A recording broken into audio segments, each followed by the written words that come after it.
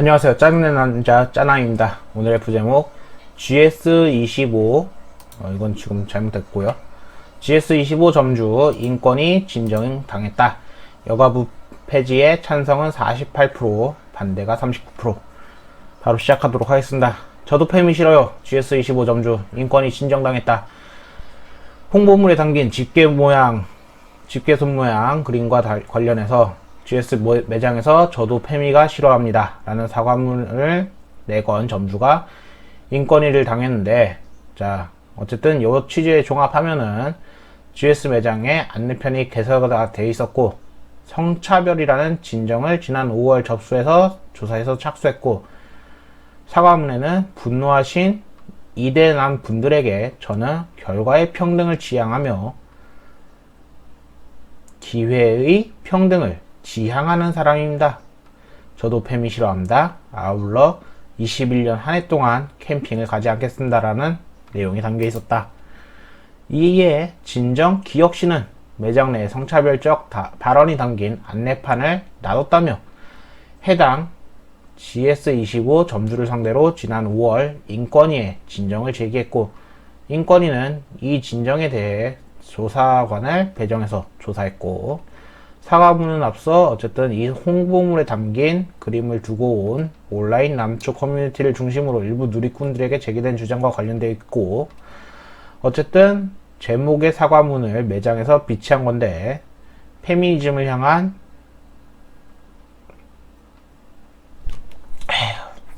뭐 어쨌든간 저는 이 사건은 어쨌든 해당 매장은 안타깝게도 6월 25일에 폐점했다. GS 관계자는 주변 재개발 추진 및 경쟁성 과다 출현으로 인해 상권 변동으로 매출이 줄어서 당초 폐점 계획대로 그냥 폐점을 진행한 사례라고 설명을 했다고 합니다. 솔직히 GS가 잘못했습니다. 예, 요거는 다른 거 더 이상 잠시 얘기를 집어치우고, GS가 잘못했습니다.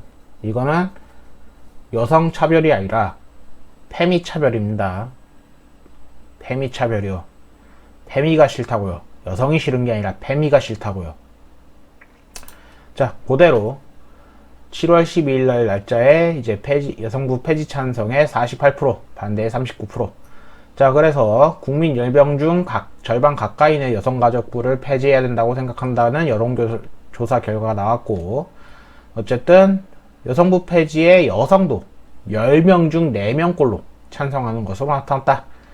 해서 전국 만 18세 이상 1014명으로 대상으로 한 결과 적절하다는 응답이 요만큼 거의 50% 나왔다. 아마 이 소식을 들은 사람들은 웬만해선 반대가 40% 가까이 나왔어요 이럴 겁니다. 하지만 폐지해야 된다고 하는 목소리가 일단은 더 많다는 거 제발. 자, 근데 이런 뉴스도 있더군요. 팩트 체크해 봅시다. 주요 선진국에도 여성 가족부가 있을까? G7 중 6개국의 여성 정책 전담 장관을 뒀다. 독일, 캐나다, 우리처럼 전담 부서를 설치했다. 12일 여성가족부 폐지 여론조사 결과를 전한 그 기사 댓글에는 어느 나라에 여가부가 있겠느냐라는 질문과 전 세계적으로 선진국엔 여가부라는 부서가 없다와 같은 지적이 여러 차례 등장을 했는데, 해서 요거는 미국, 일본, 영국, 독일, 프랑스, 캐나다, 일곱, 이탈리아 등 주요 7개국 여성정책 관련 부처 유무 형태, 운영 방식 등에 대해서 알아보았고, 여가부 같은 장관급 전담 부처 조직은 7개 중 독일, 캐나다에 존재를 하고요.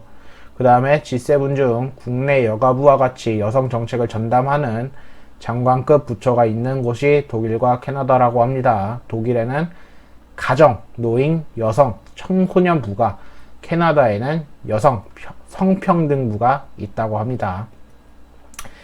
이들 모두 중앙정부 부처로 장관들이 이끄는 조직을 갖추고 있고 여성 정책을 업무를 담당하는데, 특히 독일 같은 경우 가정, 노인, 여성, 청소년부 홈페이지에 따르면 이 부처 직원 수는 900명에 이른다고 하네요. 일본 대사관에 따르면 일본에서 내각부 소속 남녀 공동 참여국이 국내 여가부와 같은 역할을 한다. 내각부 소속이긴 하지만 이 조직을 이끄는 특명 담당 대신 국내 장관급에 해당. 아까도 얘기했지만 독일과 캐나다 모두 여성 장관 해당 부처 이끌고 있다. 일본도 여성이다. 해서 여기도 장관급 직책이 존재하면서 요새 국가도 그러면서 이른바 특정 부처를 관장하지 않는 무임소 장관이다. 그래서 어쨌든 이 기자분은 요렇게 다양한 나라에서도 하고 있다라고 합니다. 근데 이 외국에서 이 가족부도 이러한 뻘짓을 하셨나요? 대체 많은 돈을 받으시고 많은 뻘짓을 하셨는지 참 궁금합니다. 한국에서 여성가족부는 굉장한 뻘짓을 많이 했기 때문에 만약에 이분들도 뻘짓을 하셨는지 참 궁금하고요. 뻘짓을 안 하셨다면 한국은 왜 뻘짓을 하는지 꼭 궁금하고요. 또한 한국에서 최근에 저도 지금 그 뉴스는 참 많이 봤습니다만 아동들이 많이 하는 게임에 셧다운제를 걸어버렸으니 그 셧다운제 때문에 외국에서 아이동들이 많이 하는 게임이 한국에 넘어와서는 성인용으로 변했는데 그러한 뻘짓도 외국에서 이렇게 하셨습니까? 외국에서 욕을 먹는 이 사건이 한국에서 아동들을 위해서라고 했는데 어떻게 생각하십니까? 이 개뻘짓을 하면서 그 외 다수 뻘짓들을 많이 하셨는데 외국에서도 그러한 뻘짓들을 했습니까? 대체 한국의 여성가족부는 남성들을 위해 무엇을 하셨으며 여성들을 위해 무엇을 하셨으며 진정으로 여성 피해자들한테 도움을 주셨습니까? 1조 2천억 원이라는 21년도 예산안에 그것들을 가지고 무엇을 쓰셨습니까?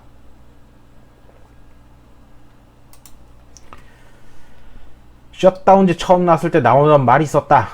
대한민국 부모들이 무능력하고 자녀들에게 무관심하고 애정이 얼마나 없었으면 자녀에 대한 권리를 스스로 포기하고 국가에게 맡기겠냐. 애들이 그 시간에 안 자고 게임을 해서 문제가 생긴다면 그건 부모가 자녀들과 해결할 가정사지 국가에서 강제로 총념할 문제가 아니다. 셧다운제는 국가가 부모의 능력이 부족하니 대신하겠다는 법인데 자기들 무능력하다 한 걸 좋다고 찬성하는 부모가 이상한 거다. 헌법재판소가 셧다운제를 합헌으로 결정을 했지만 모든 헌법재판관이 그런 의견을 낸 것은 아니다. 합헌의 취지는 간단히 말하면 전면 금지가 아니고 어린애들 12시부터 6시까지 잠잘 때 금지하는 거. 그게 뭐 얼마나 기본권 제한이 크다고. 기본권 제한하던 것보다 애들 밤에 앉아서 발생하는 문제가 더 크다. 뭐 이렇게 본 건데 하지만 위헌 의견을 낸 이런 분들이 셧다운제가 얼마나 무의미한 규례인지를 잘 보여준다. 자녀가 심야 시간대에 인터넷 게임을 하도록 허용할 것인가는 학교 밖의 영역이다. 개별 가정의 교육 방침에 따른 지도와 부모와 자식 간의 대화를 통해서 해결해야 될 문제고 그러한 자율적인 규제와 자정 기능 앞에 국가가 먼저 개입할 문제는 결코 아니다. 부모의 경우에도 청소년의 인터넷 게임 이용 시간의 통제가 어렵다는 인식 아래 일시적인 편의를 위해서 국가의 개입을 체근하고 그 교육권을 쉽게 포기하거나 방기할 것은 아니다. 청소년을 바르게 키우고 잘못된 행동을 통제해야 할 1차적인 책임과 의무는 부모에게 있다.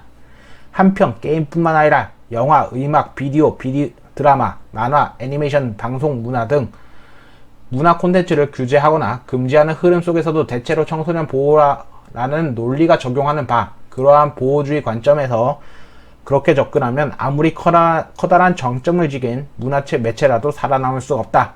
과거 만화에 대한 지나친 규제로 국내 만화 산업이 피폐화되었고 일본 만화에서 시장을 잠식당한 부정적인 사례와 오늘날 세계적인 한류 열풍이 문화 콘텐츠에 대한 과거 규제와 간섭을 철폐하면서부터 그 싹을 틔우고 성장해온 긍정적인 사례를 늘 상기할 필요가 있다. 어떤 법률이 개인의 기본적을 침해하는지 판단하기 위해서는 과잉 금지 원칙이라는 도구를 이용해야 되는데, 그 내용은 목적 정당성, 수단의 적절성, 침해의 최소성, 법익의 균형성 원칙이다.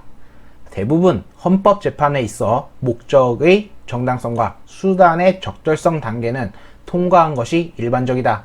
국회가 미치지 않고서야 대놓고 헌법에 위반되는 목적과 수단으로 국민의 기본권을 제약하는 경우 21세기에서 상정하기 어렵다.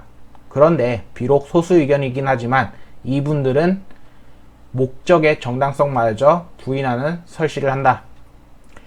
헌법재판소의 재판관들 역시 인터넷 게임의 현실과 실태에 대한 인식은 기성세대와 크게 다를 바 없다. 따라서 그들에게 지금 당장 위헌 결론을 결정 내려주기 바란다는 건 어려울 수 있겠다. 그러나 소수 의견을 지적하고 있는 부분들을 지속적으로 국회의원들에게 어필하고 문제를 제기한다면 충분히 입법 단계에서 바뀔 여지는 있으리라 본다. 다수 의견과 같이 청소년 보호라는 명분에 치우쳐서 국가가 청소년의 수면 시간까지 챙기고 간섭하는 것을 허용한다면 21세기 이 문명 시대에 새로운 전체주의의 단초를 허용하는 우를 범하지 않을까 두려울 따름이다. 강제적 셧다운제는 선진국에서는 유례를 찾아보기 힘든 제도고 이미 욕을 많이 먹고 있고, 게임 정책의 국제 기준은 자율 규제임을 고려할 때 이건 금지 조항은 정근대적이고 국가주의적일 뿐만 아니라 행정 편의주의적인 발상에 기대고 있는 것이다. 모든 문제에 간단하고 멋지지만 잘못된 해결책이 있다. 라는 이분의 말은 이 사건 금지 조항에 꼭 들어맞는다. 라고서 이 두 분이 얘기하셨다고 합니다. 셧다운제가 가장 지금 논란이 크기 때문에 이 사건만 말씀드렸습니다. 또한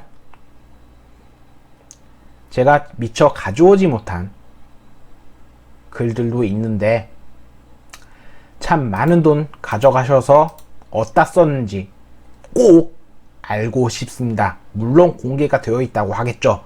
많은 여성 단체에 나눠 주셨겠죠. 그리고 많이들 해쳐 드셨겠죠. 근데 당신네들 진짜 선진국과 같이 똑같은 부서인데도 불구하고 선진국에서 안 하고 있는 그 뻘짓들 열심히 처해셨는데 여러분들이 하신 만큼 외부에서도 하셨습니까? 저는 머리가 좋지 않아서 이 외국에 있는 부들이 얼마나 당신들하고 같은지 혹은 다른지 잘 모르겠습니다. 근데 진짜로 당신들 같이 뻘짓을 겁나 많이 하면서 존재하고 있는지 그건 정말 그냥 머리 나쁜 제가 봐도 아닐 거라는 생각은 확연하게 듭니다. 여성가족부가 있다고 해서 진짜 여성들한테 득이 될지 남성들한테 어떠한 혜택이 돌아왔을지 당신네들은 돈을 그냥 막 쓰고 있는 걸로 밖에 안 보입니다.